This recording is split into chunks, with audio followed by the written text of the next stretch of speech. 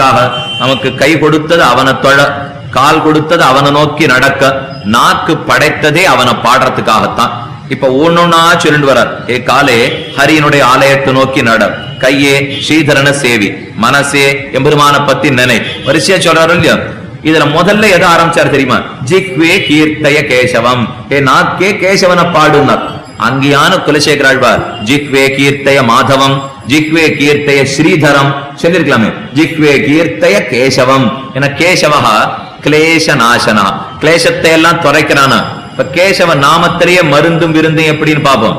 கிளேசத்தை போக்குற வரைக்கும் கேசவ நாமம் மருந்து, கேசத்தை போக்கின அப்புறம் கிளேசம் எல்லாம் போயிடுத்தார்.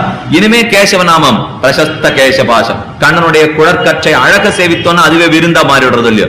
ஒரே கேசவ நாமம் மருந்தா இருக்கு, கிளேசத்தை போக்கச்சே. அதே கேசவ நாமம் விருந்தா இருக்கு, கண்ணனுடைய கேசபாசத்தை அனுபவிக்கச்சே. பெரியாழ்வார் சின்ன குழந்தை சீதக்கடலுள் அமுதன்ன தேவகி என்று 21 பாசுரங்கள் பாடினார். பெரியார் ஆரம்பத்திலே குழந்தை கண்ணனை தொட்டிலே இட்டாள் யசோதை. ஊர்க்கார எல்லாரையும்